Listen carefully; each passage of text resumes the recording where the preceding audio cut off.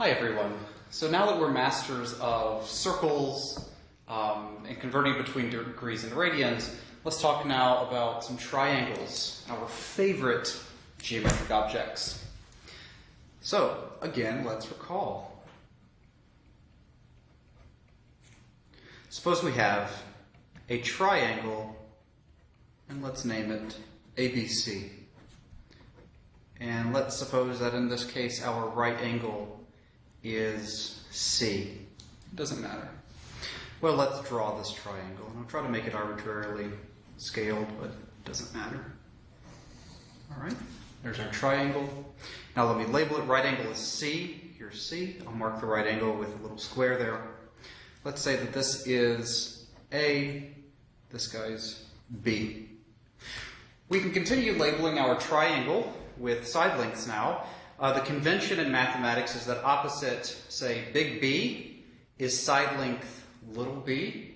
Opposite angle big C is side length little c. I know it's hard to see the difference here. Sorry about that. And opposite big A angle is our side length little a. That's an A, I promise.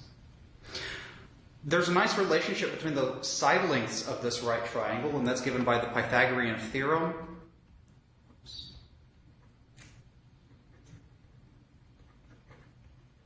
Pythagorean theorem says that a squared plus b squared is equal to c squared.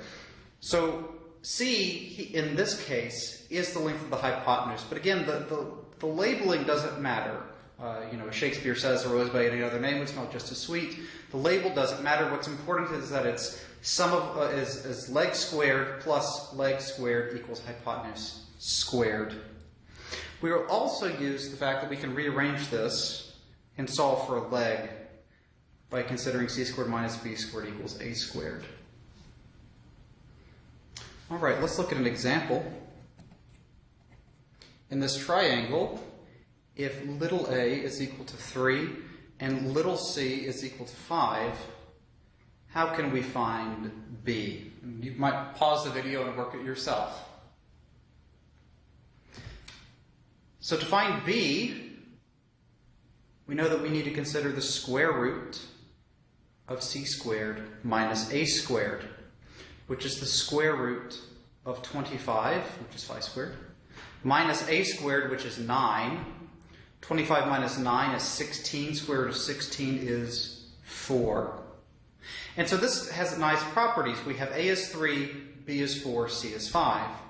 Whenever all of the side lengths are integers like this is called a Pythagorean triple. Pythagorean,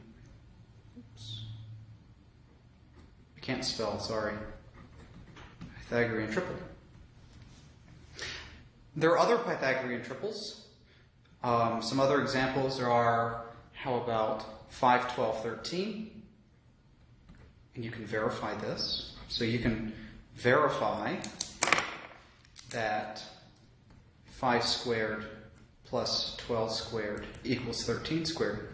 Verify that for yourself, and you'll see that this is in fact a Pythagorean triple. Similarly, we have 6, 8, 10 is another Pythagorean triple by verifying that 6 squared plus 8 squared equals 10 squared. And what's really cool is that there are infinitely many of these things. There are infinitely many Pythagorean triples, meaning that there are infinitely many right triangles whose side lengths are all integer values. It's kind of cool. So now let's move on. I'm going to change the paper to our favorite trigonometric functions. Let's consider the definitions of our trig functions.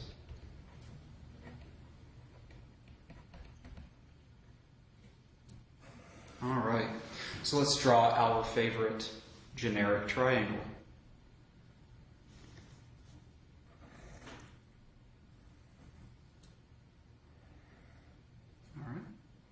Sorry about that. All right, so let's call this guy our right angle there. Now we're going to name this angle theta. From theta's perspective in our triangle, this side length, from theta's perspective, this side length is opposite of theta from theta's perspective. So these definitions depend on the angle theta in the triangle that you're looking at. From theta's perspective, this side length is adjacent to theta. Adjacent means that the leg is touching. And you say, well, there's another leg that's touching theta, isn't there? And that's true, but this edge has a really special name because it's opposite of that fixed right angle. The edge that's opposite the right angle is called the hypotenuse. So once you pick an angle theta, the opposite is defined, the adjacent is defined, the hypotenuse is defined. From this, we can now define our 6 trigonometric functions. And everybody loves these, and I'm sure you're excited to see these again this summer. So sine of theta, as you know, is opposite divided by the adjacent. That's a lie. I just lied to you. Don't listen to me. Sine is equal to the opposite divided by the hypotenuse. I apologize for that. Cosine of theta is equal to the adjacent over the hypotenuse. And tangent of theta is equal to opposite divided by the adjacent. Sorry about this earlier. We also have the other 3, which I'm going to write in a fun order. You'll see why in a second. The cosecant of theta is equal to the hypotenuse divided by the opposite. The secant of theta is equal to the hypotenuse divided by the adjacent. And the cotangent of theta is equal to the adjacent divided by the opposite. And we notice something kind of immediately here. Cosecant of theta is hypotenuse over opposite. That's just the reciprocal of sine, which is opposite over hypotenuse. So we see immediately that the cosecant of theta is 1 divided by sine of theta. We also see similarly in secant of theta, hypotenuse over adjacent, adjacent over hypotenuse, they are reciprocals as well. So we see that secant of theta is 1 divided by cosine of theta. Similarly for cotangent, adjacent over opposite versus opposite over adjacent, they are reciprocals. So we have that the cotangent of theta is 1 divided by tangent of theta. We have a couple of other free relationships that pop out of this. Let's consider sine of theta divided... Oops, I've run off the screen. Let me get a new piece of paper. Sorry about that. Let's consider sine of theta divided by cosine of theta. Well, sine of theta by definition is equal to opposite divided by hypotenuse. Cosine of theta is the adjacent divided by the hypotenuse. Now, here we're dividing by a fraction. What do we do whenever we divide by fractions? We flip it and multiply, or keep, change, flip, or whatever you were taught to remember how to do this. So this becomes opposite over hypotenuse times the reciprocal of the bottom here is hypotenuse divided by the adjacent. Hypotenuse and hypotenuse cancel whenever they divide, and we're left simply with opposite over adjacent. And you say, boy, gee, howdy, that's amazing. What are we left with? What's opposite over adjacent? That's tangent of theta. Yeah? So tangent of theta is sine theta over cosine theta. We can do the same game for cosine theta over sine of theta. You might pause the video and try the computation yourself. So cosine of theta is equal to the adjacent edge length divided by the hypotenuse. Sine of theta is equal to the opposite edge length divided by the hypotenuse. Same thing, flip it and multiply. We have adjacent over hypotenuse times hypotenuse over the opposite. And we're left with adjacent over opposite. And adjacent over opposite, as we know, is cotangent of theta. So we have our second relationship for free, which is cotangent of theta is cosine theta over sine theta. That's kind of cool. Suddenly just get a new piece of paper. We'll do an example. Let's do an example.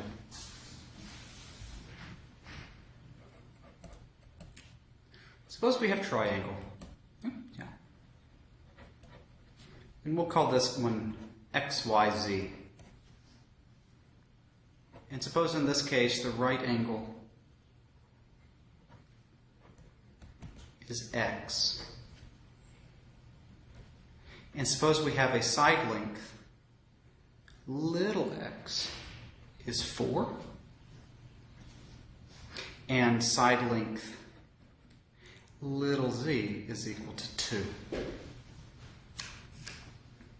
So let's draw our triangle and see what I've given you. Triangle, here it is. So my right angle is x, so here's where my x goes. I'll call this guy y, here is z. The side length opposite of y is called little y. The side length opposite big Z is little z, which I know is 2. And the side length opposite big X is little x, which I've told you is 4. That's our hypotenuse. So, the question is, find side length y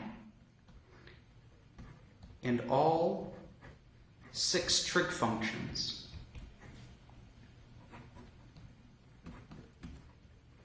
for angle big Y. Might pause the video and try that yourselves. So to find little y, we know that this is going to be the square root of 4 squared minus 2 squared, which is the square root of 16 minus 4, which is the square root of 12. And just because I can, I'm going to write this as 2 root 3. All right, there's my little y. Now, let's get sine of y. Sine of y, so sine of y is going to be this. Here's my angle y. How do I find sine? Yeah, it's going to be opposite over hypotenuse. So little y is 2 root 3 divided by the hypotenuse, which is 4. So I'm left with root 3 over 2. The cosine of y is equal to the adjacent over the hypotenuse, which is 2 over 4, which is 1/2. The tangent of y is equal to little y, which is 2 root 3, over 2, which is root 3. So tangent of y is the opposite for the adjacent. The cosecant of y is equal to, now we can just do reciprocals, right? So that's 2 over root 3. If I wanted to rationalize, it's 2 over root 3 times root 3 over root 3.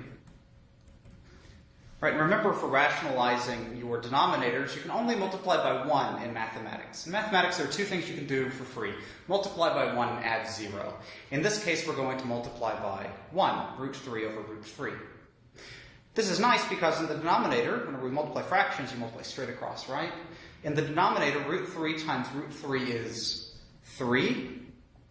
In the numerator, we're left with 2 times root 3. Oops. 2 times root 3. Hope that's clear. For secant of y, we can just do the reciprocal of cosine. Oh, I'm running off the screen there. Sorry about that. Ooh. Our reciprocal is 2. And for tangent, or rather for cotangent, we can compute the reciprocal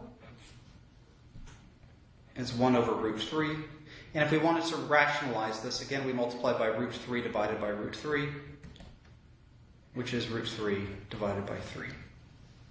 And there are our 6 trig functions for this triangle. All right, new piece of paper. So there's some special right triangles that we'll see over and over and over again.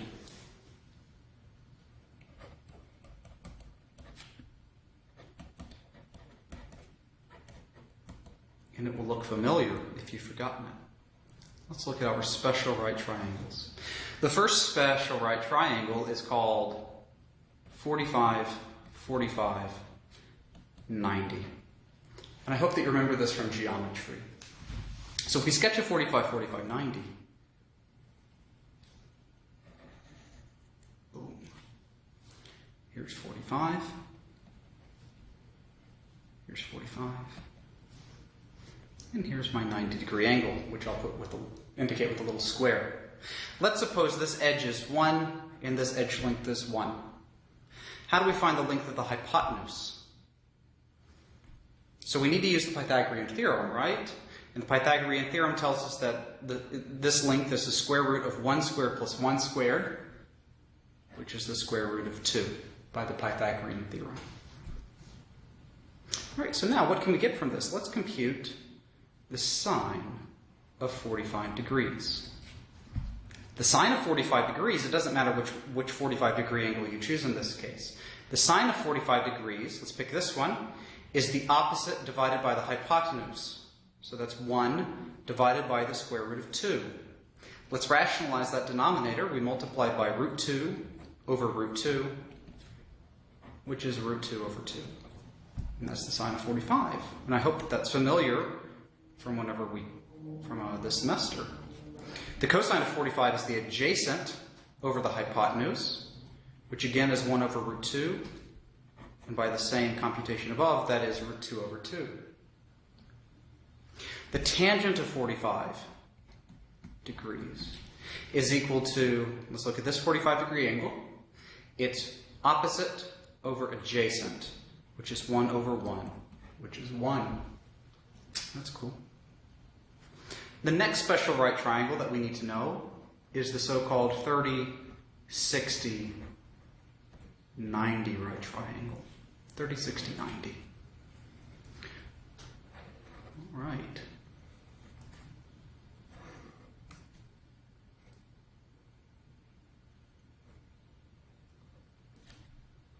There's my 60-degree angle. There's my right angle. Okay, so we're going to do the three main trig functions, sine, cosine, and tangent, for 30 and 60. You might want to pause the video and make your own list to see if you can recall them.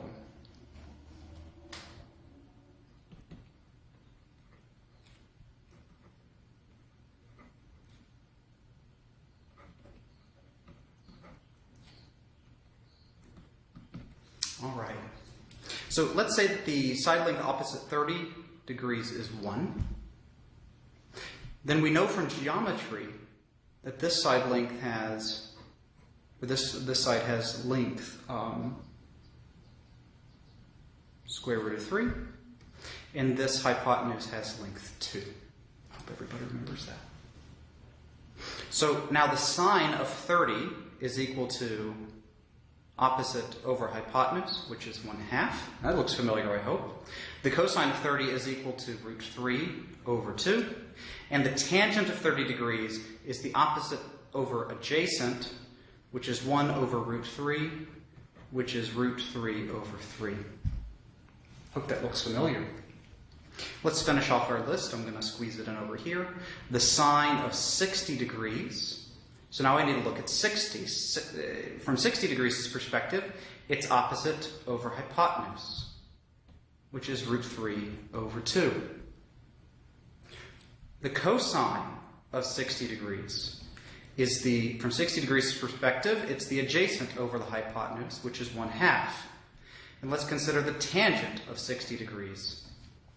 From 60 degrees perspective, it is the opposite over adjacent, which is the square root of 3. All right, I hope that's familiar. And let's work some examples.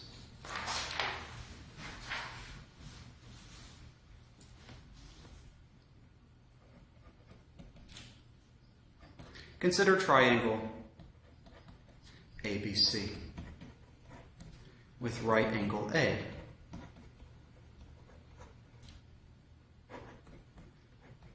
Angle big B is 30 degrees. So we have a triangle ABC, right angle is A, angle big B is 30 degrees. Sorry. The question is, if side length little b is 7, find side length little a. You might want to pause the video and see if you can do this. All right, so let's draw our triangle.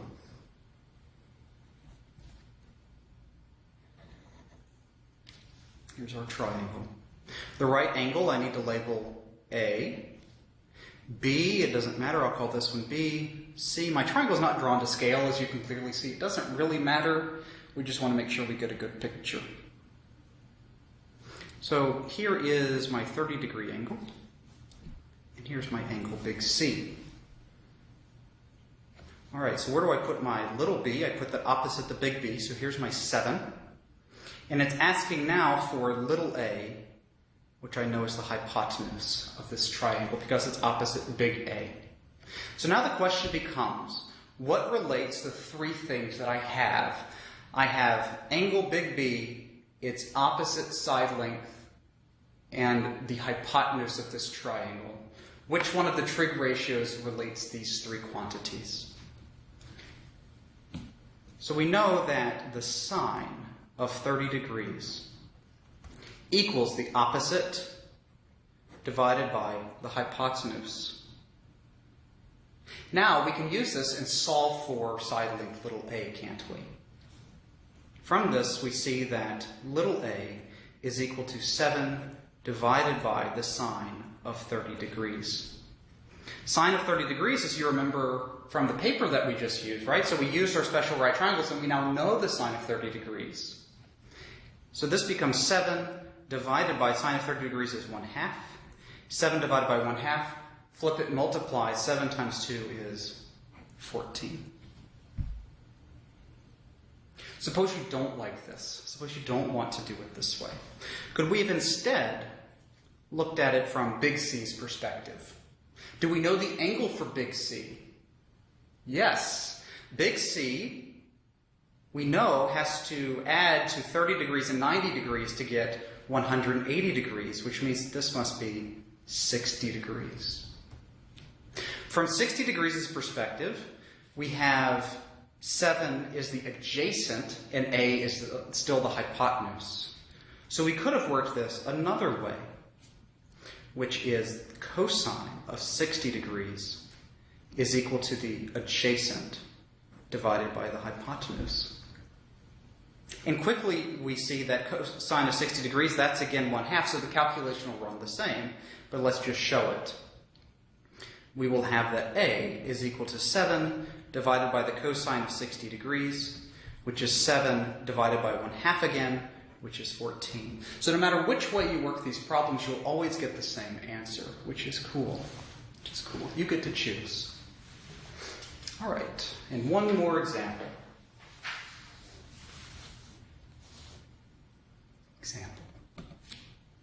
Suppose we have triangle ABC again. And we have right angle A once more. And suppose now that big B is equal to 35 degrees. So we have a right triangle, right angle big A, big B is now 35 degrees. If little a is equal to 2, find side length little c. And you'll need a calculator for this, because I do not know the trig functions evaluated at 35 degrees. So you might need a calculator. So you can pause the video, pull out your calculator, and try this. All right, so let's sketch our triangle.